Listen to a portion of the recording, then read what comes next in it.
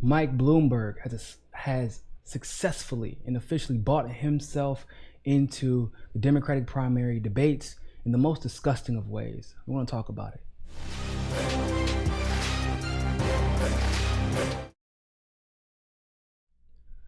So Mike Bloomberg, for most of you who do not know, which most of you should know who he is by now, he is the former mayor of New York, the billionaire who randomly decided, you know what, I'm going to join the race around December of 2019. Yeah, I know, kind of caught everybody by surprise, but you know, billionaires get bored and they go on pet projects, and a lot of those times those pet projects turn into, you know, presidential races, and unfortunately, we've already seen how that turned out once, didn't we? We tried to pretend like this wasn't a big deal. And now a billionaire who went on a pet project, he's president of the United States now, right? So what makes it worse, however, is the fact that the DNC has capitulated to Bloomberg in his request. And I'm saying his request because, well, they're allowing him to join the debate after New Hampshire by removing the stipulation that you have to hit a certain amount of grassroots, individual, unique donors before you can be permitted to be on the debate stage, no matter how well you're quote unquote polling around the country. Now, the importance of this, which is something that they've conveyed, not me, they say, well, you need to show that you have enough grassroots support on your own to be competitive against Donald Trump. You know what's interesting about that? Kind of, most of us agree with that. You do need to have grassroots support to beat Donald Trump. That wasn't really an outlandish request. I wish that at the time it was, you know, they were allowing less of a threshold, because we want to hear we want to hear people that we haven't heard before, but we want to also make sure that they're going out and putting in the work on the ground. Their message is resonating. So I didn't have too much of a problem with that. Now, where I do have a problem is the fact that Tulsi talked about just the confusing and arbitrary nature that they were choosing polls to decide who went onto the debate stage. I don't know if you all remember that, because Tulsi was hitting it. She had hit like 20 polls where she met the requirement for the percentage of whatever debate that was. But the 3 polls she didn't hit were all DNC qualifying polls, right? So that was an issue of contention that Tulsi was actually attacked for. She was said that she was victimizing herself, and she was being a sore loser and making up excuses. Okay, going forward, even Cory Booker, ladies and gentlemen, even Cory Booker spoke up about the quote unquote lack of diversity. That was kind of like a silly reason, because Cory Booker's lack of success had very little to do with his race. More so, however, it had to do with just he wasn't offering anything new, and he was peddling in neoliberal rhetoric, and everybody knows his past. That's more so what it had to do with. But Cory Booker even brought up this point. Cory Booker, however, was completely and totally ignored. Now, even for the New Hampshire debate, you have to get at least 1 delegate in Iowa. At least that. However, that's not the case anymore. After the New Hampshire debate, all you have to do is meet the percentage threshold and or get the delegate, and you can join the debate. This rule literally only affected Bloomberg. Because for those of you who don't know, he came in so late, he couldn't even make the Iowa caucus. He's not on that ballot. I think he's on New Hampshire's. I think he is. I don't even know if he's on New Hampshire's ballot, to be honest with you. Now, why would they change the debates just for Bloomberg? I mean, let's be honest, right? Bernie Sanders is rising in the polls. They can't keep Tulsi under control in New Hampshire. They're even having trouble keeping Yang under control in New Hampshire. Warren has flopped ridiculously. Joe Biden is looking like a whole dumpster fire. And of course, a lot of it has to do with the success of the outsiders, the anti-establishment candidates. But what's even more important to look at is why Bloomberg specifically. So Ryan Grimm actually educated us on exactly why this is. and why it is just so ridiculous that Bloomberg was allowed to enter the race and then have the DNC subsequently change the rules to appease him. Ryan Grimm discovered that literally right before Mike Bloomberg entered the race, he gave $300,000 to the DNC. $300,000, bro. What? Could you do that? Could I do that? Could Bernie Sanders or Tulsi Gabbard afford to do that before they've entered the race? No, didn't think so. But here's where it gets even more interesting. Because this is something I'm not quite sure everybody understands. So you see right here, I tweeted out where it's saying, remember, Donna Brazile said the DNC cheated for Hillary because she was funding the DNC in ways no other candidate could nor would. Bloomberg shoves hundreds of thousands to the DNC and just bought his way into the debates. We already know what comes next. I mean, these are facts, right? Donna Brazile said the DNC was hurting. Remember, I made a video joking, but it was actually true. But it was just hilarious how true it was. Bernie Sanders at the beginning of this election, not even now. Now, of course, it's true. But at the beginning of this election, while he was just killing it in fundraising, he had more money than the DCCC, the DSCC, and the DNC combined. All three of them combined had less money than Bernie Sanders' campaign had in cash on hand. In other words, they're hurting. Donna Brazile let us know already that the DNC will prop up the candidate that they believe will give money, will work to raise money for them, and ensure the survival of the people who want to keep being neoliberals, right? Continue to take the money from those big donors and capitulate to the corporations and that military-industrial complex and still get paid for it.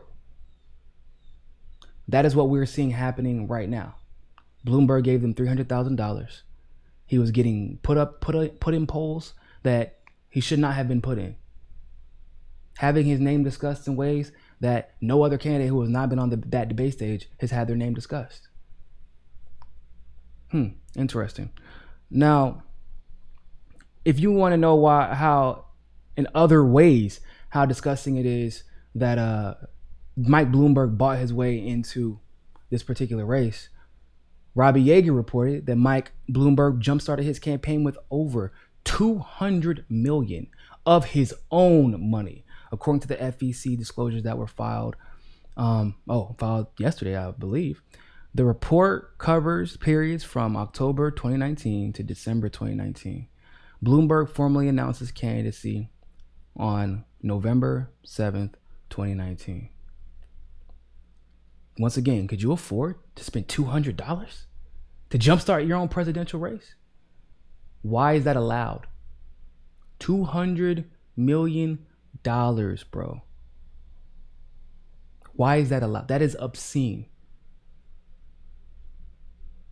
And as you know, at this point, which also should be kind of illegal, don't you think? But right before Bloomberg enters the race, he gives all that money to the DNC. Don't you think at some point you got to give that money back if you're the DNC?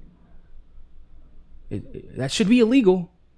As a private citizen, you did one thing that you could directly benefit from if you are a presidential candidate. You should have to give that money back. But also, this is once again the oligarchy officially buying the U.S. presidential elections. Now, so far, two candidates, to my knowledge, have spoken out about it. Of course, only one got it right. So Tulsi Gabbard tweets out, billionaire Bloomberg just bought the DNC. Pay to play. Stand with Tulsi. 100%. 100%. Like I said, Tulsi was calling out the arbitrary nature of the polling. Merely asked for transparency on the selection process, and that's not what was given. But the moment that billionaire establishment hack decides to give the DNC $300,000, all of a sudden they can figure out a way to make the polls a little bit more inclusive. Wow. Crazy how white rich men with a whole lot of money always seem to get what they want. The Democratic Party, that's supposed to be so racially and gender exclusive or inclusive. Crazy. Now, Warren has something to say about this, which is kind of hilarious, and I'll explain why in a second. But this was Warren's take. The DNC didn't change the rules to ensure diverse candidates could remain on the debate stage. They shouldn't change the rules to let a billionaire on. Billionaires shouldn't be allowed to play by different rules on the debate stage, in our democracy or in our government. Once again, find it super interesting that now you care about who gets on the debate stage. You were advocating for Cory Booker. Wouldn't advocate for Tulsi though.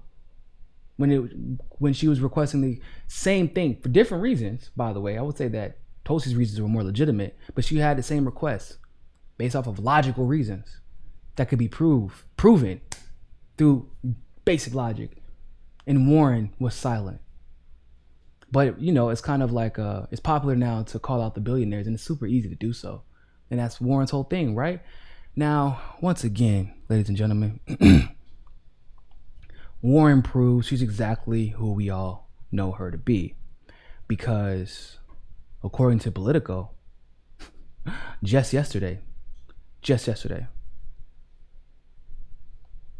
it turns out that progressive allies of Elizabeth Warren have approached the Democratic National Committee to lobby for an unusual case, including billionaire Mike Bloomberg in upcoming presidential primary debates.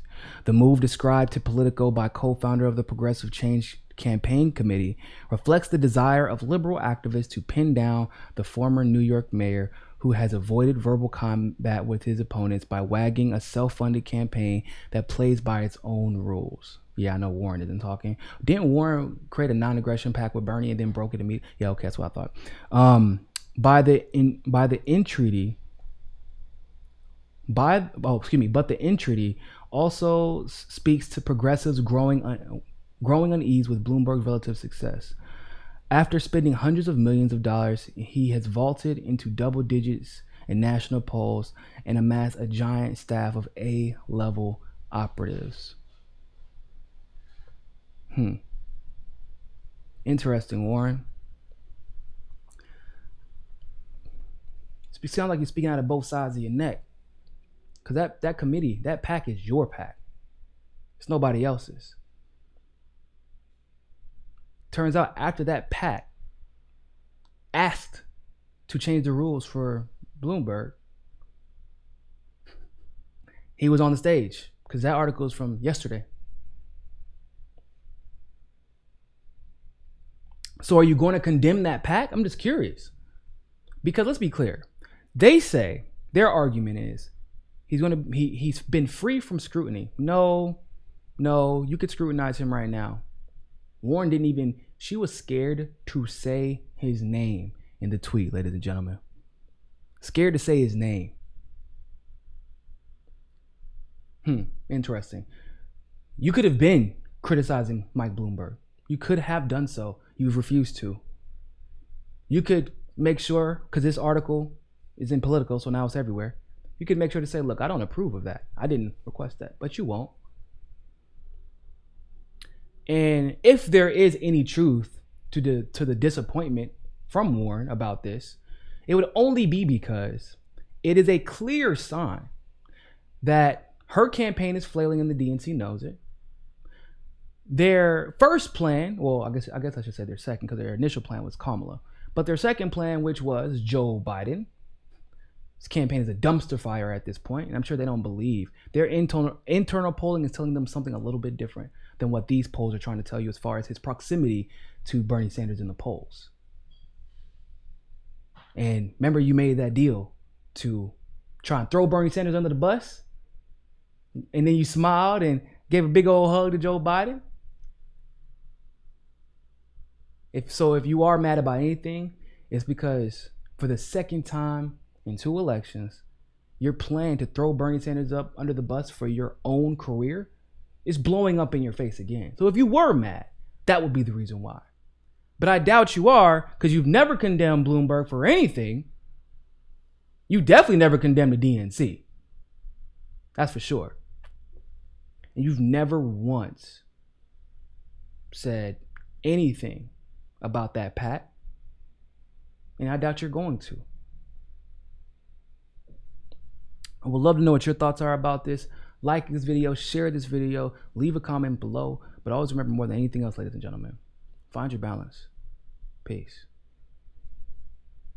Don't forget to hit that subscribe button and hit that notification bell if you like that segment of Mi Casa es Su Casa. Of course, if YouTube is giving you trouble, as it always does, you can download the Rockfin app and follow us there. Also, if you want to continue to help our show grow, you can help us reach our goal of 500 patrons on Patreon and donate as little as $1. Really, anything helps. Other than that, always remember, people, more than anything else, find your balance. Peace.